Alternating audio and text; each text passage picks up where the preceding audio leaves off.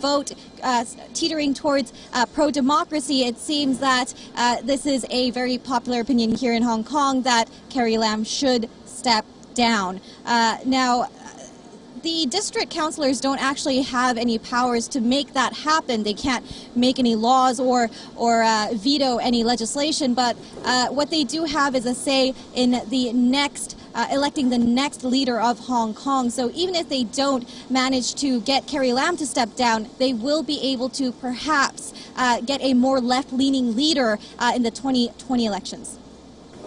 Right, absolutely. And of course, given the fact that Joshua Wong couldn't himself, of course, be a candidate in this election, but the candidate that he supported has also won, says a lot about how the protests sort of, in a way, galvanized the election process this time.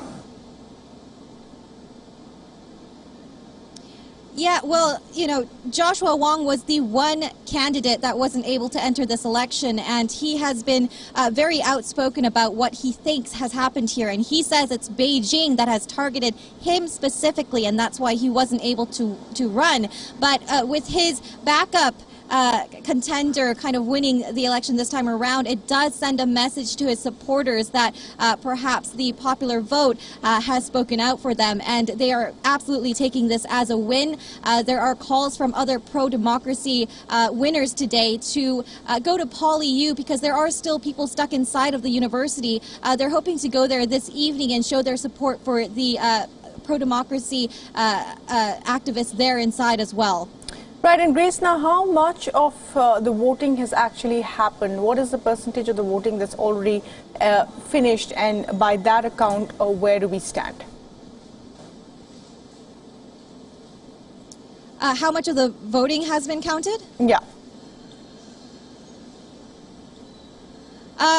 At this moment, it seems like it's largely finishing up, and you know the results are pretty clear at this point that that the pro-democracy movement has kind of swept over the pro-Beijing, unseating a lot of people who have been in their positions for a very long time, and this is kind of pointing to the new voters in Hong Kong, the younger generation who is looking for change. Yesterday, I spoke to a lot of them, but I also spoke to a lot of pro-Beijing people who say that they're tired of Hong Kong's protest movement, and they blame these young protesters who are coming out onto the street. But it seems they're not enough to sway public opinion. It seems Hong Kong as a whole largely still supports this pro-democracy protest, and it's galvanized more calls to come out onto the streets in the next couple of days to show their support for this movement. All right, Grace, thanks very much indeed for joining us with the latest there. We will keep coming back to you for more through the day. Well, let's